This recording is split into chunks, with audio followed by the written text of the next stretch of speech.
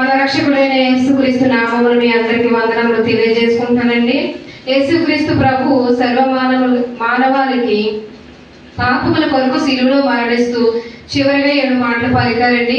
ఆ మాటలో ఈరోజు 2వ మాటను మీ మధ్య నేను పంచుకోవాలని ఆశిస్తున్నాను.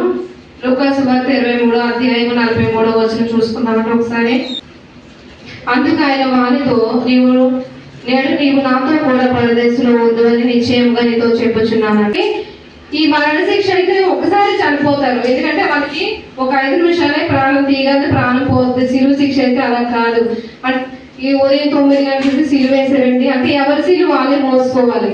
ఈ రోమా ప్రభుత్వం ముందు నుంచే సిలువ వేయడం ఉందంటే ఆచరణలోని. ఎవరైనా తప్పు చేస్తే కఠినమైన శిక్ష ఏదంటే సిలువ శిక్షే. రోమా ప్రభుత్వం ఈ సిలువ శిక్షలు వేసేవారు. యేసు ప్రభు కూడా సిలువ శిక్ష వేశారు. ఆయనతో పాటు 2 దొంగలకు సిలువ శిక్ష వేశారు. ఆయన ఏమైనా నేరం చేశారండి? అసలు చేయలేదు. ఆయన నీవు దేవుడు అని అడిగినప్పుడు ఆయన ఏమన్నారు? నీవు అన్నట్టే.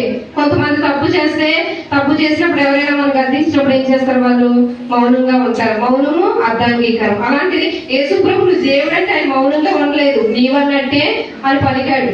అంటే యేసు ప్రభు ఏమైనా నేరం చేశాడా? మన సర్వ మానవాళ్ళందరి కోసము ఆయన ప్రాణం అర్పించారు. అదే